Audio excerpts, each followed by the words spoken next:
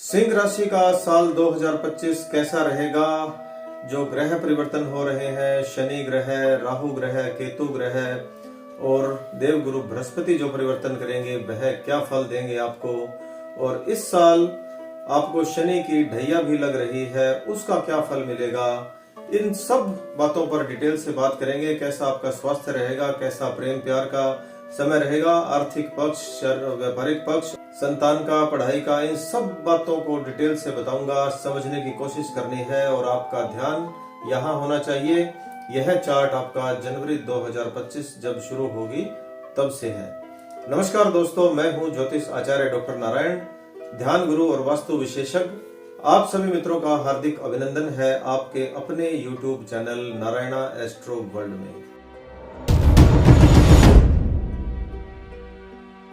और आज का यह प्रोग्राम चंद्र राशि पर आधारित है। यदि कोई मित्र जन्म पत्रिका बनवाना चाहे या जन्म पत्रिका का विश्लेषण करवाना चाहे तो नंबर स्क्रीन पर और डिस्क्रिप्शन बॉक्स में दिया होता है। शुरू करते हैं। सिंह राशि वार्षिक 2025। सिंह बनो, सिंहासन की चिंता मत करो, क्योंकि जहां आप विराजमान होंगे वहीं सिंहासन बन जाएगा। इस बार आपके करियर और प्रेम प्यार में बड़ा बदलाव देखने को मिला है। यह चार्ट आपका जनवरी 2025 का है और आपकी सिंह राशि के जो स्वामी है, 9 ग्रहों के जो राजा है, भगवान सूर्य देव वह है। भगवान सूर्य देव आपके चार्ट में बैठे हैं 5वें घर में, और चौथे घर में बैठे हैं बुध ग्रह, और दूसरे घर में बैठे हैं केतु ग्रह, 7वें घर में बैठे हैं शुक्र ग्रह और शनि ग्रह, और 8वें घर में बैठे हैं राहु, और 10वें घर में बैठे हैं देवगुरु बृहस्पति, और 12वें घर में बैठे हैं मंगल ग्रह। ग्रहों के राशि परिवर्तन पर ध्यान करते हैं। भगवान शनि देव 30 मार्च को अपना राशि परिवर्तन करेंगे, मीन राशि में आ जाएंगे। अभी बैठे हैं 7वें घर में, तो 8वें घर में आ जाएंगे। यहाँ 12 नंबर लिखा हुआ है मीन राशि का। और 15 मई को भगवान देवगुरु बृहस्पति ग्रह मिथुन राशि में आ जाएंगे, और 18 मई को जो राहु ग्रह है वह आ जाएंगे कुंभ राशि में, और केतु ग्रह वह आ जाएंगे सिंह राशि में, यानी यहाँ आ जाएंगे। मैंने आपको पहले भी बताया था कि जो राहु और केतु ग्रह है वह उल्टा चलते हैं। जैसे शनि ग्रह आपके मीन राशि में आएंगे तो राहु बैक आएंगे, यानी कुंभ राशि में आ जाएंगे। सबसे पहले बात करते हैं देवगुरु बृहस्पति के बारे में। अभी 10वें घर में है और 15 मई को आ जाएंगे 11वें घर में मिथुन राशि में। और अभी जो दृष्टि पड़ रही है वह सेकंड हाउस पर दृष्टि पड़ रही है, और सेकंड हाउस होता है कुटुंब का और परिवार के लिए। तो देवगुरु जो बृहस्पति है वह यहाँ ज्ञान देते हैं, संपन्नता देते हैं और प्रेम को बढ़ावा देते हैं। ज्ञान आएगा तो संपन्नता और प्रेम अपने आप आ जाएगा। तो अभी तक दिया है आपको, और 15 मई से पहले देंगे भी। और 6ठे हाउस पर भी दृष्टि पड़ रही है, तो वहां आपको थोड़ा सा, पिछले साल आप देखिए कि क्या नुकसान रहा होगा। लीवर की प्रॉब्लम हो सकती थी या हुई होगी, या शत्रुओं को बढ़ावा, और या फिर ऋण यानी कर्जा लेते आप देखे गए होंगे। अभी जब 11वें घर में आ जाएंगे तो दृष्टि पड़ेगी 3rd हाउस में, 5th हाउस में और 7th हाउस में। और 11वें घर में है तो आपकी जो डिजायर है वह जरूर पूरी होगी। यानी जो आपकी इच्छाएं हैं, आप कुछ नया करना चाह रहे थे, आप कुछ परिवर्तन करना चाह रहे थे, तो यहाँ हमारे डिजायर का जुड़ा होता है 11वां घर, तो डिजायर जरूर पूरी होगी। और धार्मिक यात्राएं, क्योंकि 3rd हाउस पर दृष्टि होगी तो धार्मिक यात्राएं बनती है। ट्रेवलिंग कहीं ना कहीं जरूर होगी। हो सकता है आपकी बिजनेस के कारण ट्रेवलिंग हो, या हो सकता है धार्मिक यात्राएं हो, या कहीं आपको जॉब के सिलसिले में किसी टूर पर जाना पड़े, विदेश जाना पड़े। तो यहाँ यह मुझे बहुत हद तक दिखाई दे रहा है। 5th हाउस सूर्य भगवान बैठे हैं, और 5th हाउस में जब दृष्टि पड़ेगी तो यह संतान के लिए शुभ माना गया है। देवगुरु बृहस्पति की दृष्टि जहां जहां होती है वहां ज्यादा संभावनाएं होती है कि शुभ काम हो, लेकिन वह जो हाउस है वह भी शुभ होना चाहिए। तो 5th हाउस होता है संतान का और प्रेम प्यार का। तो यहाँ पे आपको 15 मई के बाद, यदि आप कोई फैमिली प्लानिंग करना चाहते हैं तो आप यहाँ पे कर सकते हैं, सक्सेसफुल रहेगी। और यदि आप संतान के बारे में कोई बड़ा निर्णय करना चाहते हैं, जैसे संतान को बाहर भेजना है, संतान को काम पे लगाना है, तो भी आप 15 मई के बाद ही आप कोशिश करें। 15 मई को राशि परिवर्तन करेंगे ना जब मिथुन राशि में, उसके बाद। और प्रेम प्यार में भी यदि आप कोई रिश्ता पक्का करना चाहें, कोई विवाह करना चाहें, या आपका जो प्रेम है उसको आप रिश्ते में बांधना चाहें, तो 15 मई के बाद का जो समय है वह ज्यादा अच्छा रहेगा। और 7th हाउस पे दृष्टि पड़ेगी तो विवाह में आपको जरूर कहीं ना कहीं लाभ मिलेगा। या तो आपका जो विवाह होना है उसमें जो परेशानियां चल रही थी वह दूर हो जाएंगी। यदि आप वैवाहिक हैं तो आपके और रिश्ते मजबूत होंगे। और इसके साथ आप यदि कोई पार्टनरशिप में काम करना चाह रहे थे तो वह भी यहाँ 15 मई के बाद हो जाएगा। यानी जो बृहस्पति ग्रह का राशि परिवर्तन है वह अधिक शुभ रहेगा। और जब छठे हाउस पर दृष्टि है 15 मई से पहले, वहां आपको ऋण, रोग और शत्रु की जो प्रॉब्लम है वह अभी थोड़ी दिखाई दे रही थी, तो वह 15 मई के बाद धीरे धीरे बहुत हद तक समाप्त हो जाएगी। यानी आपको बृहस्पति ग्रह का राशि परिवर्तन खूब लाभ दे रहा है। अब बात करते हैं भगवान शनिदेव के बारे में। शनिदेव, देखिए भगवान शनिदेव आपके 7th हाउस में है और 30 मार्च को आ जाएंगे 8th हाउस में। तो 7th हाउस में जब भगवान शनिदेव है तो आपको पार्टनरशिप का जो काम है उसमें इंप्रूवमेंट मिलेगी। और वाइफ की यदि कोई प्लानिंग है आपकी, यानी आप शादी करना चाहें या कोई विवाह के लिए बात आगे बढ़ाना चाहें या किसी प्रकार की रुकावट आ रही थी, तो वह 30 मार्च से पहले आपको जरूर लाभ देगी। क्योंकि भगवान शनिदेव के कारण, पहले हम बता रहे थे बृहस्पति देव के कारण, तो यहाँ आपको भगवान शनिदेव का लाभ मिलेगा 30 मार्च से पहले। यानी पार्टनरशिप में इंप्रूवमेंट रहेगी। वाइफ के काम यदि कोई अटके पड़े थे या वाइफ का कोई जॉब से रिलेटिव कोई काम था वह रुका हुआ था वह भी हो जाएगा। आपकी विवाह का काम था वह भी सही हो जाएगा। या वाइफ को कोई अन्य परेशानी थी या आपके संबंधों में परेशानी थी तो वह 30 मार्च से पहले तक सही हो जाएगी।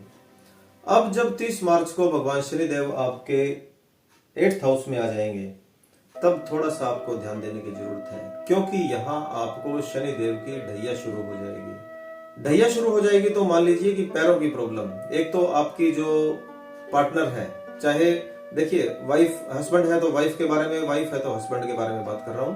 तो आपके जो पार्टनर है उनका यहाँ पे पैरों से रिलेटेड कोई प्रॉब्लम शुरू हो सकती है। यानी पैरों में दर्द होना, जॉइंट्स पेन होना या फिर यात्राएं अधिक होना। शनि की ढैया के कुछ नेगेटिव इफेक्ट देखने को मिले हैं। तो यहाँ आपको देखिए वैवाहिक जीवन में भी थोड़ा सा मुझे नोक झोंक, थोड़ी खटपट दिखाई दे रही है। यानी आपको संभल के रहना होगा 30 मार्च के बाद। आपके यदि कोई मतभेद चल रहे हैं तो थोड़ा शांत हो जाइए। यदि आपकी कोई कोर्ट केस चल रहा है तो आप कोशिश कीजिए कि वह और ज्यादा डिले हो जाए, क्योंकि यदि 30 मार्च के बाद डिले होता है तो फैसला आपके फेवर में नहीं रहेगा। यानी जो सिंह राशि वाले व्यक्ति हैं उनका पार्टनर के साथ यदि कोई मतभेद चल रहा है तो सिंह राशि वाले मित्रों का फैसला उनके फेवर में नहीं रहेगा। तो यहाँ यह बात थोड़ी देखने को मिलेगी। यानी आप अपने प्रयास जारी रखें, किसी न किसी तरीके से अपने शत्रुओं को राजी रखना या फिर शत्रुओं से आप दूरी बना के रखिए। यात्रा की भी बात करते हैं। देखिए यहाँ पे जब शनिदेव आ जाएंगे तो आपकी अननेसेसरी जो यात्राएं हैं वह होंगी। यानी बिना वजह के आपको भागा दौड़, कहीं आना जाना, आप जाना नहीं चाह रहे थे फिर भी कोई रिश्तेदार आपको कह दे कि जी चलना पड़ेगा, कोई दोस्त आपको कह दे कि मेरे साथ चलना है, या आपके कोई ऑफिशियल जो काम है या कोई कोर्ट कचहरी का काम है वह थोड़े से यहाँ ज्यादा देखने को मिलेंगे। तो थोड़ा सा आपने सतर्क रहना है 30 मार्च के बाद। और इरिटेशन भी हो सकती है आपको। तो यहाँ पे देखिए कई बार क्या होता है ना कि बैठे बैठे ऐसा लगे कि व्यक्ति इरिटेट होने लग जाता है। तो दूसरे के कामों से, किसी बाहर की आवाजों से या किसी बाहरी व्यक्ति के दखल अंदाजी से इरिटेशन बढ़ती है, वह यहाँ शनि की ढैया से मुझे दिखाई दे रही है। तो आपको इरिटेशन नहीं करनी, इरिटेट नहीं होना, आपको थोड़ा ना सहज होना है, ध्यान करना है, खुश रहने की कोशिश करनी है, जल्दी उठना है और जल्दी ही सोना है। तो आप इन चीजों से बच भी सकेंगे। और अंत में मैं आपको कुछ उपाय भी बताऊंगा। भगवान शनिदेव की जो दृष्टि है वह 5th हाउस पर पड़ेगी और 10th हाउस पर पड़ेगी। तो 5th हाउस पर दृष्टि है और 10th हाउस पर जो दृष्टि पड़ेगी उसमें आपका स्ट्रगल थोड़ा बढ़ जाएगा। यानी आपको मेहनत अधिक करनी पड़ेगी, लेकिन आपको लाभ भी मिलेगा, उसका रिस्पॉन्स जरूर मिलेगा। क्योंकि भगवान जो शनिदेव है ना वह कर्म फल देते हैं, यानी फल जरूर देते हैं आपको। जैसा आप काम करेंगे, जितनी मेहनत करवाएंगे उतना ही आपको फल ज्यादा मिलेगा, लेकिन मेहनत थोड़ी सी ज्यादा होगी। तो आप अपने आप को थोड़ा सा मजबूत रखिए। कोशिश करनी है आपको कि किसी काम में आप पीछे न हटे, डरे नहीं, थके नहीं, तो आपको जरूर उस बात का रिस्पॉन्स मिलेगा। और एक बात और भी कहना चाहूंगा, 10वें घर पर जब दृष्टि पड़ेगी तो कुछ नया काम भी हो सकता है। यानी आप कुछ नया करना चाह रहे हैं या कुछ नया व्यापार करना चाह रहे हैं या अपने व्यापार को बढ़ावा देना चाह रहे हैं, हो सकता है आपका इंपोर्ट एक्सपोर्ट का काम हो, वह भी यहाँ इंप्रूवमेंट लेकर आएगा। और 5th हाउस पर दृष्टि है तो लव रिलेशन पर भी थोड़ा सा ध्यान देने की आपको जरूरत रहेगी। अब बात करते हैं राहु ग्रह और केतु ग्रह की। छाया ग्रह है और 18 मई को परिवर्तन करेंगे दोनों ग्रह ही। अभी 8वें घर में है राहु ग्रह और 18 मई को आ जाएंगे 7वें घर में, और केतु ग्रह है जो दूसरे घर में है और पहले घर में आ जाएंगे 18 मई को ही। अब देखिए, जब राहु ग्रह यहाँ आ जाएंगे, इनकम तो आपकी ज्यादा करवाएंगे और नए नए आइडिया भी आएंगे, लेकिन मैरिड लाइफ में आपको थोड़ा सा यहाँ फिर से ध्यान देने की जरूरत पड़ेगी, क्योंकि राहु ग्रह यहाँ आ जाएंगे। अभी शनि ग्रह भी यहाँ बैठे हैं तो उनके कारण भी थोड़ा सा ध्यान देने की जरूरत है, और जब राहु आ जाएंगे तो भी थोड़ा सा ध्यान देने की जरूरत है। मतलब क्या होगा, राहु ग्रह थोड़ा सा ना विलंब करवाते हैं, यानी आपका घर देर से पहुंचना, हो सकता है आपकी वाइफ की ड्यूटी कहीं और लग जाए, आपकी ड्यूटी कहीं और लग जाए। विदेश में रहते हैं तो डे नाइट का काम होता है, हो सकता है हस्बैंड की ड्यूटी नाइट की हो, वाइफ की ड्यूटी डे की हो, तो तालमेल ना हो, मिलना ना हो उसके ज्यादा, या दूसरे शहर में अलग अलग जगह ड्यूटी हो जाए, तो थोड़ा सा यहाँ ऐसी संभावनाएं भी रहेगी। इनकम में जरूर इजाफा होगा। आप कुछ नया करना चाह रहे थे, कुछ खरीदना चाह रहे थे, हो सकता है आपको यहाँ लग्जरी आइटम भी मिल जाएगी। और केतु ग्रह आपको थोड़ा सा रहस्यमय बनाएंगे, यानी आप दिखेंगे कुछ और होंगे कुछ, यानी आप कुछ बातें ना छुपाना शुरू कर देंगे। कब शुरू करेंगे? 18 मई के बाद, जब राहु ग्रह 1st हाउस में आ जाएंगे। 1st हाउस होता है नेचर का, तो नेचर में जब आएंगे यानी आपका व्यवहार बदलेगा, नेचर बदलेगा। देखिए, आप ना सर्च करना केतु ग्रह की फोटो गूगल पर, तो केतु ग्रह का सिर नहीं होता, केवल धड़ होती है, यानी जो सोचने की जो पावर है ना, वह यहाँ थोड़ी सी कम हो जाएगी। मतलब आप बेतुकी बातें सोचेंगे, मन में कुछ बातें रखेंगे, दिखावा करेंगे, हो सकता है आप शोशेबाजी में भी ज्यादा पड़ जाएं, दिखावा करने के लिए कुछ आप खर्चे भी अधिक करने लग जाएं, तो वह भी यहाँ देखने को मिलेगा।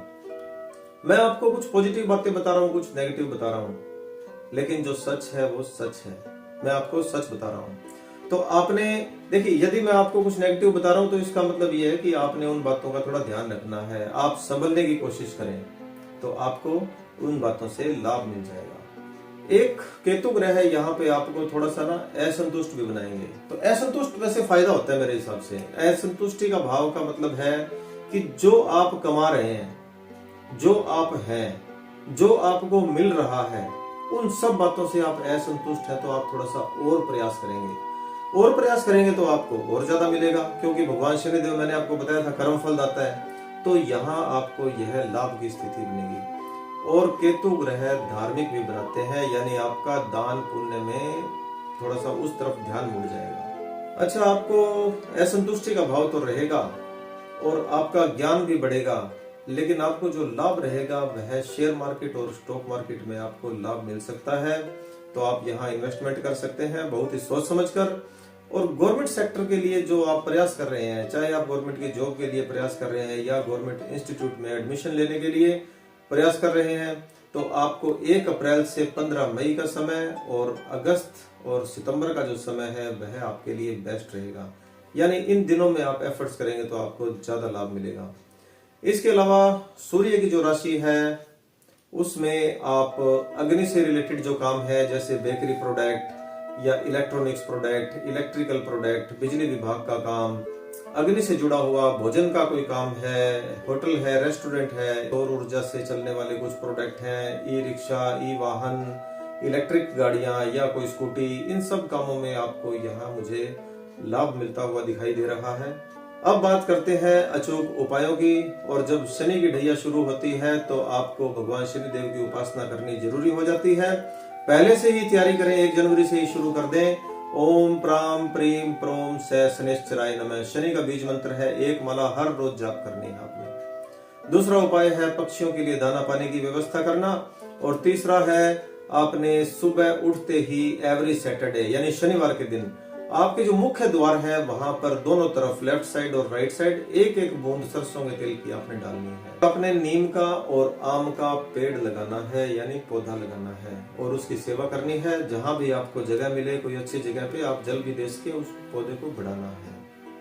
आज के वीडियो में इतनी ही बात करेंगे। कैसा लगा आपको यह वीडियो कमेंट में आप जरूर बताइएगा। यदि पसंद आया है तो लाइक करें, शेयर करें, सब्सक्राइब करें। बेल आइकॉन का जो नोटिफिकेशन है उसे जरूर दबा दें ताकि कोई महत्वपूर्ण वीडियो देखने से आप रह ना जाएं। अगला वीडियो कन्या राशि के लिए है। जय जय नमो नारायण जी, जय शनिदेव।